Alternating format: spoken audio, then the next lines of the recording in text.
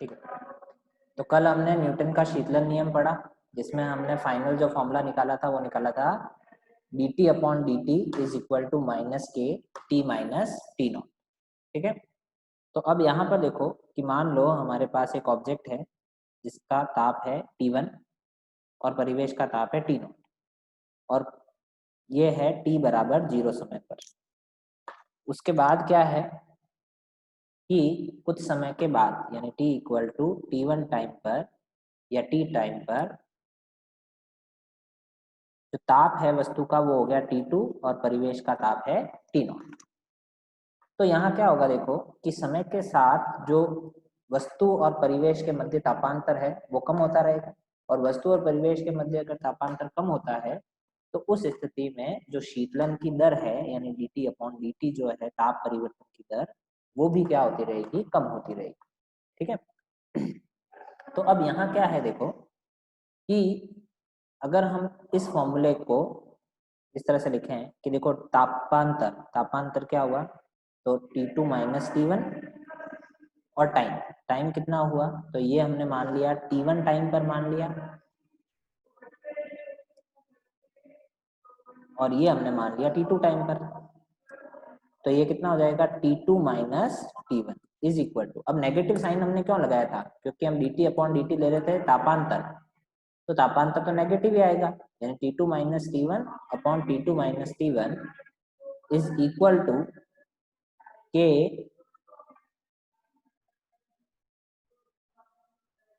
ये कितना आ जाएगा T1 plus T2 by 2, T1 plus T2 by 2 minus T0। तो देखो यहाँ पे क्या है, यहाँ पे हमने लिया T ताप, तो ताप कौन सा आएगा, ताप आ जाएगा औसत ताप T1 प्लस T2। ठीक है, क्यों, क्योंकि देखो T ताप है, T ताप कौन सा लोगे आप, T1 और T2 के बीच में जो है ताप बदलता रहेगा। तो जैसे मान लो प्रारंभिक ताप था 60 डिग्री और उसके बाद ताप हो गया 50 डिग्री, तो पूरे ड्यूरेशन में ताप जो है वो 60 से 50 के बीच में ही रहा। तो हमने क्या करा, 60 से 50 के बीच में, यानी कभी वो रहेगा 60, कभी रहेगा 58, 55, फिर 54, इस तरह से चेंज होगा, है ना। तो जो ताप हम लेंगे वो ताप हम लेंगे औसत ताप, तो औसत ताप क्या हो जाएगा T1 प्लस T2 बाय 2। ठीक है, तो इस पे एक क्वेश्चन पहले हम कर लेते हैं, ध्यान दो देखो।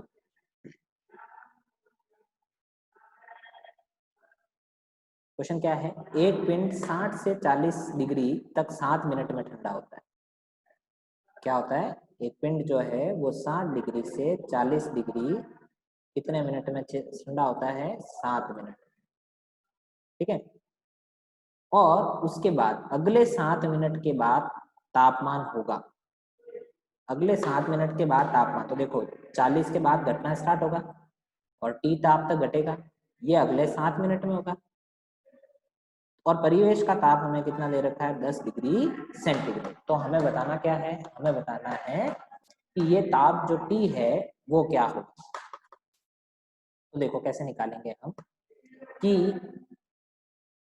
तापांतर dt upon dt is equal to minus K, तो माइनस लिखने की जरूरत है नहीं, माइनस यहाँ लिख सकते हो आप, के टी माइनस टी नॉट। अच्छा ये टी क्या है, ये टी औसत ताप है। ठीक है, तो अब यहाँ पर आप इसको ऐसे लिखोगे देखो कि 40 माइनस 60 बटा समय कितना लगा 7 मिनट के, क्योंकि हम ऑलरेडी देखो इसमें से छोटे ताप में से बड़ा ताप घटा रहे हैं इसलिए माइनस लगाने की जरूरत नहीं है। यहाँ हो जाएगा 40 प्लस 60 बटा 2 औसत ताप और परिवेश का ताप है 10। इसी तरह नेक्स्ट वाला क्या होगा देखो, नेक्स्ट वाला हो जाएगा 40 प्लस सॉरी टी माइनस 40 बटा 7 मिनट बराबर के टी प्लस 40 बटा 2 माइनस 10।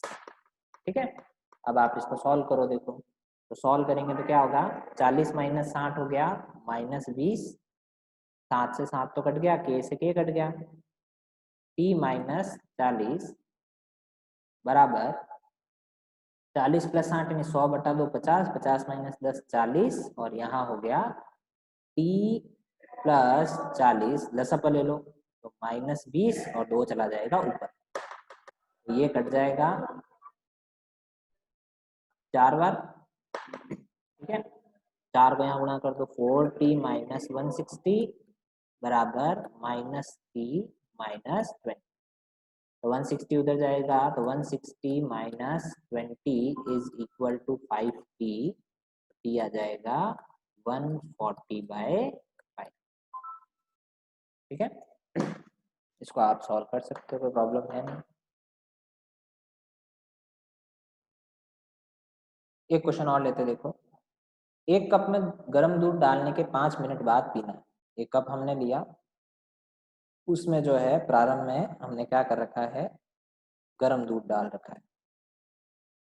मैंने मान लिया गर्म दूध जो है उसका तापमान है 80 डिग्री, ठीक है। अब इसमें चीनी कब मिलाई जानी चाहिए ताकि पीने के समय यह गर्म रहे। हम चाहते हैं कि ये थोड़ा गर्म रहे, पूरा तो नहीं, लगभग जो है ज़्यादा गर्म रहे कंपैरेटिवली। तो इसमें शक्कर कब मिलाई जानी चाहिए, यानी हम इसमें क्या करेंगे, इसमें हम शक्कर मिलाएंगे, शक्कर। तो देखो शक्कर मिलाने से हमने मान लिया कि 80 डिग्री इसका ताप है, और जब हम इसमें शक्कर मिलाएंगे तो इसका ताप जो है वो मैंने मान लिया घट के हो जाएगा 50 डिग्री, और परिवेश का ताप जो है, परिवेश का ताप हमने मान लिया 10 डिग्री सेंटीग्रेड, ठीक है। तो अब ये पूछ रहा है कि शक्कर आप कब डालोगे। तो अगर मान लो हम शक्कर को प्रारंभ में ही डाल दें, तो प्रारंभ में डाल दे तो ताप 80 था, 80 में शक्कर डालने पे कितना हो जाएगा 50। तो अगर हम देखें कि प्रारंभिक तापांतर, प्रारंभिक तापांतर, तो प्रारंभिक तापांतर कितना था, प्रारंभिक तापांतर था 80 माइनस 10 यानी 70, ठीक है। और शक्कर डालने के पश्चात, यानी शक्कर जो है उसको डालने के पश्चात तापांतर, शक्कर मिलाने के पश्चात, अच्छा तापांतर कितना होगा शक्कर मिलाने के पश्चात तापांतर, कि देखो अब ताप हो गया 50 और 50 माइनस 10 यानी 40। तो अब एक बात बताओ देखो कि शीतलन की दर, शीतलन की दर, शीतलन की दर जो है वो किस पे निर्भर करती है, तापांतर पे। तापांतर जितना ज्यादा होगा शीतलन की दर उतनी ही ज्यादा होगी, यानी उतना जल्दी जल्दी ठंडा होगा, और तापांतर कम होने पे वो धीरे धीरे ठंडा होगा, ठीक है। तो हम क्या करें, अगर हम उसको ठीक दूध डालने के बाद शक्कर को डाल देते हैं तो इससे परिवेश और वस्तु के मध्य का तापांतर कम हो जाएगा, और जैसे ही परिवेश और वस्तु के मध्य का तापांतर कम हो जाएगा उस स्थिति में शीतलन की दर जो है वो भी क्या हो जाएगी, कम हो जाएगी। आई बात समझ में नहीं आई। तो अगर हम देखें कि इसको हम मान लें T1 और इसको मान लें T2, तो T1 तापांतर ज्यादा है T2 से, तो शीतलन की दर जो है प्रथम केस में वो ज्यादा होगी शीतलन की दर द्वितीय केस से। तो उस स्थिति में पहले केस में जल्दी ठंडा होगा और दूसरे में लेट, समझ गए। तो चीनी कब मिलाई जानी चाहिए, चीनी जस्ट दूध डालने के पश्चात मिला दो, जिससे दूध थोड़ा ठंडा हो जाएगा और उससे परिवेश और उस वस्तु के मध्य का तापांतर कम हो जाएगा, तो वो धीरे धीरे ठंडा होगा, ठीक है। उसके बाद आते हैं देखो नेक्स्ट हम यहीं पे शीतलन का नियम जो है उसी को आगे देखते हैं, देखो ध्यान देना, उसका आगे जो है dt upon dt is equal to होता है minus K T minus T naught, ठीक है। तो यहाँ से dt upon T minus T naught is equal to आ जाएगा माइनस के डी टी, इंटीग्रेशन इंटीग्रेशन, ताप कहाँ से कहाँ परिवर्तित हो रहा है, T1 से T2, और समय 0 से t मान लिया। तो अब देखो एक इंटीग्रेशन हम समझते हैं, सिंपल सा इंटीग्रेशन है, देखो क्या है। अगर आपके पास dx a plus B X हो और x1 से x2 हो मान, तो आप क्या करोगे, सिंपली आप लिखोगे log a plus B X और a plus B, log a plus B X और a प्लस बी एक्स, ठीक है। उसमें आप क्या करोगे कि ऊपर तो लिख दोगे अपर लिमिट, यानी x2 ऊपर जो है उसको ऊपर लिख दिया और नीचे जो है उसको नीचे लिख दिया, और जो इसके आगे है उसको 1 अपॉन में लिखना है, यानी जो x के आगे है उसको लिखना है 1 अपॉन में, यानी 1/b। लॉग जो भी वैल्यू है उसको ऊपर भी लिखा नीचे भी लिखा, बस x की जगह पहले अपर लिमिट रख दी और फिर x की जगह लोअर लिमिट रख दी, क्योंकि चेंज भी किसका हो रहा है, x का ही तो हो रहा है, तो हमें x को चेंज करना है, a और b नियत है। तो यहाँ क्या होगा देखो, लॉग अपर लिमिट यानी t2 माइनस टी नॉट और lower limit t1 minus T naught is equal to minus a और dt का हो जाएगा t। तो देखो log a upon log b को हम क्या लिख सकते हैं, log a minus log b, ठीक है। इसको सॉल्व करने पे क्या आएगा कि log ये हो गया तापांतर अंतिम, ये हो गया तापांतर प्रारंभिक। देखो कैसे, T2 माइनस टी नॉट, तो अभी हमने डायग्राम देखा T2 माइनस टी नॉट यानी इनका अंतर जो आएगा वो प्रारंभिक तापांतर है और इनका जो अंतर आएगा वो है अंतिम तापांतर। तो ये हो गया log delta T F minus log delta T initial is equal to minus K T. तो log टी फाइनल क्या आ जाएगा, minus K T plus log T initial. तो देखो अगर मैं इसकी तुलना करूं y बराबर एम एक्स प्लस सी से, तो ये जो है ये है y की जगह, ढाल की जगह, ढाल की जगह क्या है, ढाल की जगह है माइनस के, टी की जगह है x और इसकी जगह है log टी इनिशियल। तो देखो ग्राफ कैसा बनेगा, अगर हम ग्राफ बनाएंगे मध्य का,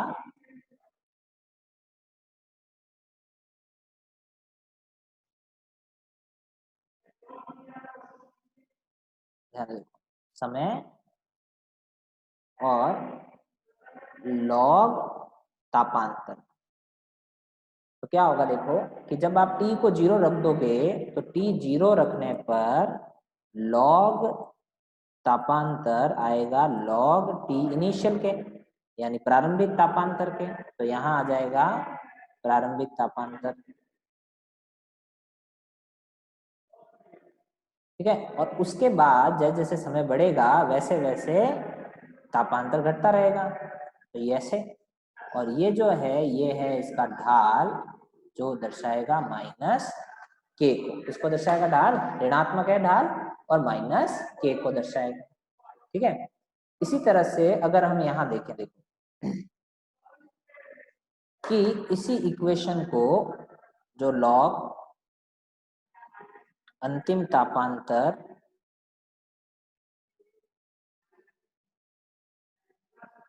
माइनस प्रारंभिक तापांतर है वो हो जाएगा माइनस के टी, तो अंतिम तापांतर माइनस प्रारंभिक तापांतर हो जाएगा e की पावर माइनस के टी। तो अंतिम तापांतर कितना हो गया, प्रारंभिक तापांतर e की पावर माइनस के टी, और इसको अगर आप सॉल्व करते हो देखो अंतिम तापांतर हो जाएगा प्रारंभिक तापांतर e की पावर के टी। तो जैसे जैसे समय बढ़ेगा वैसे वैसे ये तापांतर क्या होता रहेगा, कम, और अंत में जब समय अनंत हो जाएगा तो देखो t 0 रखोगे, तो t 0 रखोगे तो t फाइनल क्या आएगा, t इनिशियल प्लस e की पावर 1 और e की पावर 0, e की पावर 0 कितना होता है 1, तो ये t इनिशियल के इक्वल आएगा। जब समय अनंत हो जाएगा तो समय अनंत यानी t final t initial e की पावर अनंत, e की पावर अनंत क्या हो जाएगा यहाँ पे 0। तो यहाँ क्या आएगा देखो ग्राफ कैसा बनेगा, तो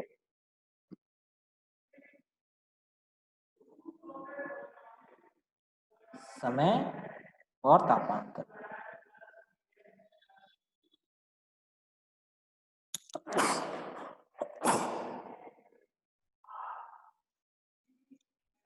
सॉरी, तो यहाँ क्या होगा देखो, ये इस तरह का चर घातांकी वक्र बनेगा, क्योंकि यहाँ एक्सपोनेंट आ रहा है ना, तो चर घातांकी वक्र जहाँ समय के साथ तापांतर जो है वो चर घातांकी रूप से क्या होता रहेगा, कम। ये है न्यूटन का शीतलन नियम। ठीक है, उसके बाद आते हैं नेक्स्ट, हम देखो विंस डिस्प्लेसमेंट लॉ, यानी विन के विस्थापन का नियम।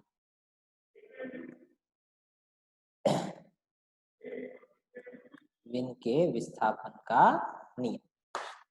तो देखो विन के विस्थापन का नियम क्या है, उससे पहले हम एक चीज समझते हैं। देखो कि जो ऊर्जा होती है वो होती है hc बटा लैम्डा।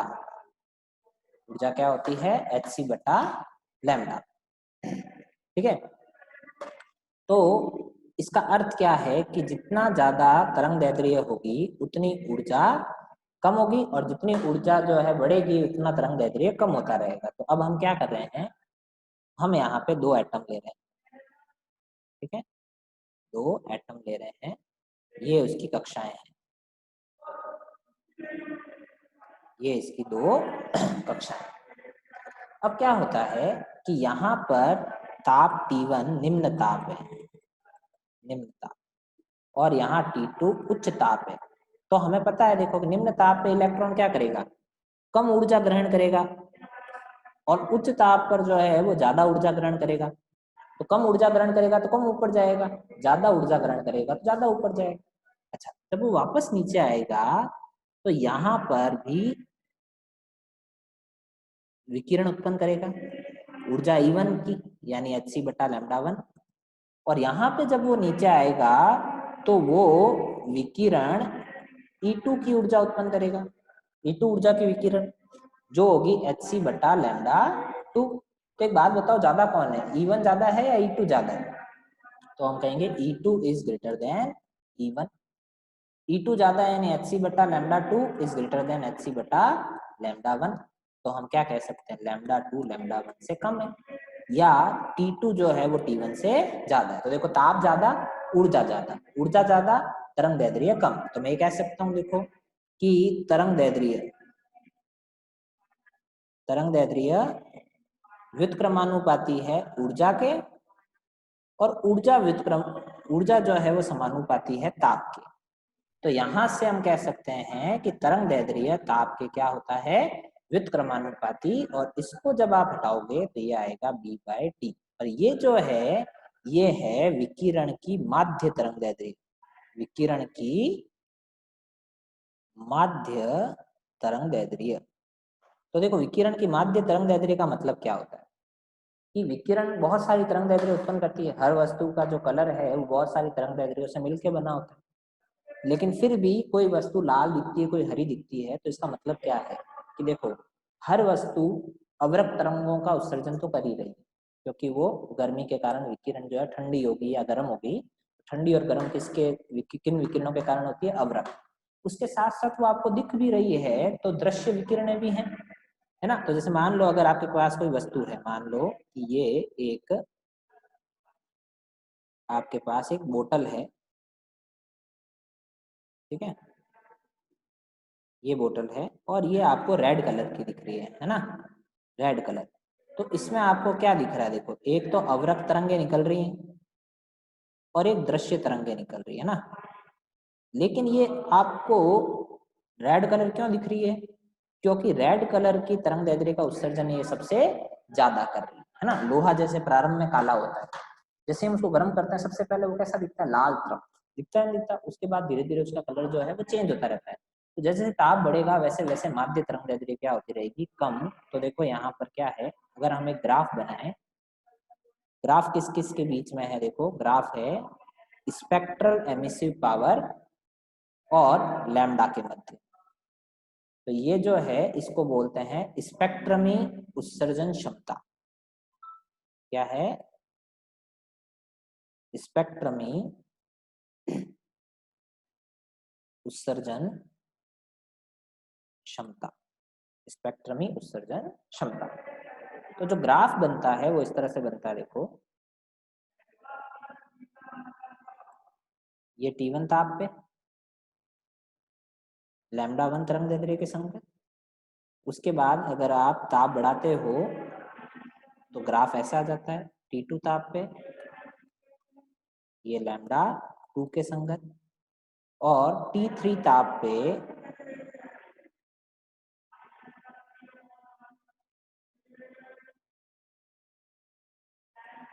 ये लैम्डा 3 के संगत। तो हम क्या कह सकते हैं, देखो कि यहाँ सबसे कम कौन है, सबसे ज्यादा कौन है, लैम्डा 3 कम है, लैम्डा 2 से ज्यादा है, लैम्डा 1 सबसे ज्यादा है। तो ताप उल्टा होगा, T3 सबसे ज्यादा, T2 उससे ज्यादा और T1 सबसे कम होगा। ठीक है, T3 ज्यादा, उससे कम T2 और सबसे कम कौन होगा, T1, क्योंकि लैम्डा T के क्या है, व्युत्क्रमानुपाती। अब अगर आप यहाँ देखो एक चीज कि ग्राफ किस किस के बीच में, ई लैम्डा और लैम्डा के बीच में है। यहाँ पर अगर मान लो कि आप यहाँ पर एक पट्टिका लेते हो, ये पट्टिका, तो इस पट्टिका की मोटाई क्या हो जाएगी, डी लैम्डा, क्योंकि ये लैम्डा है तो छोटी पट्टिका की मोटाई डी लैम्डा। और ये जो है ये वैल्यू ये कितनी होगी, ये होगी ई लैम्डा। तो इस पट्टिका को अगर हम देखें तो इस पट्टिका के लिए ये जो है ये है ई लैम्डा के बराबर और ये है डी लैम्डा के बराबर। तो अगर मैं कहूं पट्टिका का क्षेत्रफल, पट्टिका का क्षेत्रफल, तो पट्टिका का क्षेत्रफल क्या होगा, क्षेत्रफल होगा ई लैम्डा डी लैम्डा, और इसी को हम लिखते हैं डी ई। ई क्या है, उत्सर्जन क्षमता, डी ई मतलब अल्प उत्सर्जन क्षमता। तो आपको पूरा ई चाहिए तो आप डी ई का इंटीग्रेशन कर दोगे, और डी ई मतलब ई लैम्डा डी लैम्डा। तो देखो ई क्या होता है, ई उत्सर्जन क्षमता होती है, वो होती है sigma T raise to power 4, और यही क्या दर्शाता है, क्षेत्रफल, किसके द्वारा, ई लैम्डा लैम्डा वक्र द्वारा घेरा गया क्षेत्रफल। तो मैं कह सकता हूँ क्षेत्रफल जो है वो टी की घात 4 के क्या होगा, समानुपाती। ठीक है, तो अब यहाँ ध्यान दो, देखो इस पर जो क्वेश्चंस बनते हैं वो कैसे बनते हैं। एक चीज और देख लो पहले कि ई लैम्डा जो है वो होता है D E upon D lambda. ठीक है, ये होता है सिग्मा T4, और लैम्डा को आप क्या लिख सकते हो, बी बाई टी। तो ये आ जाएगा sigma upon B T raise to power 5। तो ये ध्यान रखना कि जो उत्सर्जन क्षमता होती है वो टी की घात 4 पे निर्भर करती है, लेकिन जो स्पेक्ट्रल उत्सर्जन क्षमता होगी वो किस पे निर्भर करेगी, टी की घात 5 पे। ये AI EEE में पूछा हुआ क्वेश्चन है तुम्हारा। ठीक है, कि ई और ई लैम्डा का टी के साथ रिलेशन पूछा था, तो ई डिपेंड करता है टी की घात 4 पे और ई लैम्डा डिपेंड करता है टी की घात 5 पे। तो अब हम क्वेश्चन देखते, देखो क्वेश्चंस क्या क्या पूछ सकते हैं, पॉसिबल क्वेश्चंस।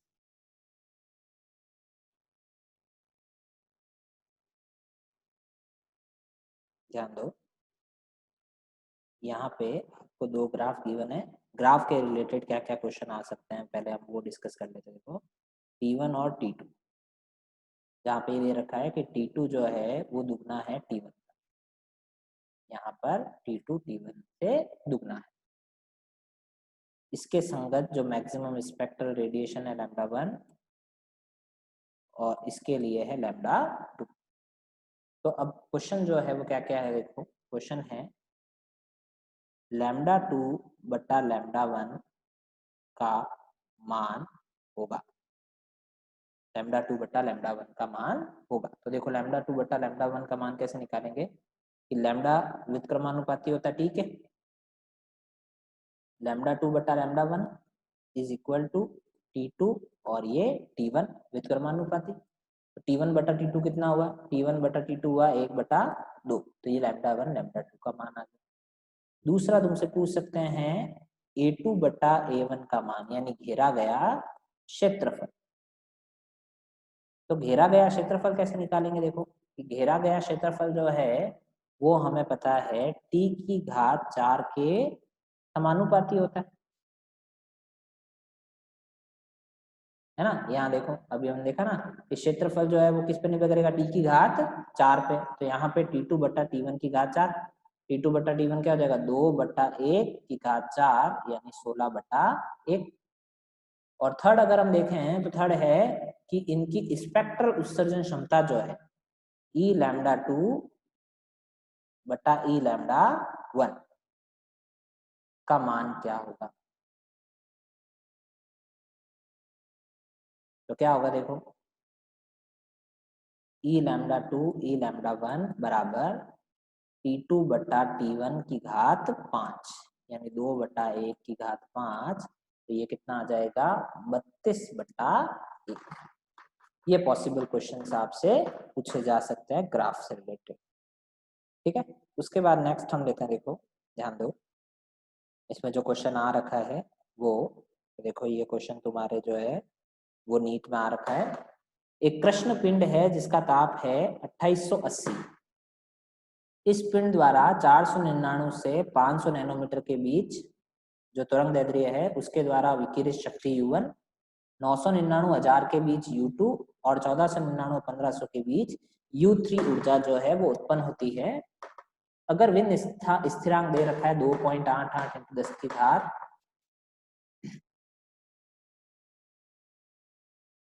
यहाँ पे आप लोगे 3 नैनोमीटर, 10 की घात 3 नैनोमीटर। ठीक है, तो हमें ये बताना है कि U1, U2 और U3 में संबंध क्या होगा। तो पहले हम निकालेंगे वो माध्य तरंग दैर्ध्य जिसका ये उत्सर्जन करेगा। तो B बटा T 2.88 इंटू 10 की घात 3 नैनोमीटर, यानी 10 की घात -9 बटा में 2880 इंटू, तो अगर मैं यहाँ से पॉइंट हटाता हूँ, ये पॉइंट अगर मैं हटाता हूँ तो देखो 1 2 और 1 0 और यहाँ लगा दे तो यहाँ 1 0 आ जाएगा। तो उस स्थिति में क्या होगा कि ये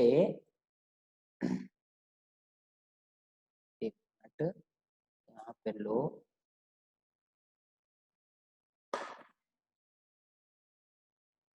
दस की घात 6, 10 की घात 6 होगा यहाँ पे, सॉरी। तो यहाँ आ जाएगा 10 की घात 6। तो देखो ये तो कट गया, 10 की घात 6 में 10 की घात 3 गया, 10 की घात 3 इंटू 10 की घात -9। तो इसको हम लिख सकते हैं 1000 नैनोमीटर। तो इसका मतलब वो माध्य तरंग दैर्ध्य जहाँ पे सबसे अधिक उत्सर्जन होगा वो है 1000 नैनोमीटर। तो अब ध्यान दो, देखो अगर हम ग्राफ बनाएं,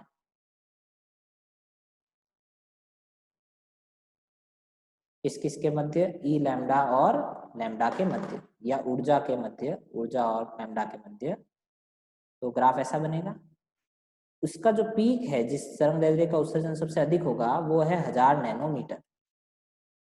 तो 1000 नैनोमीटर के संगत जो ऊर्जा है वो है U2। 1000 नैनोमीटर के संगत कितनी है? U2। अब U1 और U3, तो ये मैंने मान लिया 500 नैनोमीटर और ये हमने मान लिया 1500 नैनोमीटर। तो इससे रिलेटेड है U1 और इससे रिलेटेड यानी इससे संगत जो है U2। तो अब यहाँ क्या दिख रहा है, देखो क्या U1 0 है क्या? नहीं। क्या U3 0 है? नहीं। तो क्या U1 U2 से बड़ा है कि U2 U1 से बड़ा है? तो हमें दिख रहा है यहाँ पे U2 U1 से बड़ा है। तो हम क्या लिखेंगे? U2 is greater then U1। ठीक है, ये वाला गलत है। अब हम गलती क्या करते हैं, देखो यहाँ पे इस क्वेश्चन में जो गलती होती है वो क्या होती है, हम ये देखते हैं कि ऊर्जा व्युत्क्रमानुपाती तरंग दैर्ध्य के और समानुपाती ताप के। तो हमने कहा कि तरंग दैर्ध्य जो सबसे ज्यादा होगी उसका ताप सबसे कम होगा और उसकी ऊर्जा भी सबसे कम होगी, मतलब U3 सबसे ज्यादा होगी। अगर हम यहाँ देखें तो λ3 is greater than λ2 and λ2 is greater than λ1। तो ताप T3 is less than T2 and T2 is less than T1। तो ऊर्जा का रिलेशन भी U3 U2 और U1 आएगा। तो फिर हमारे पास रिलेशन क्या आना चाहिए था? U2 is greater then U1। But answer क्या है?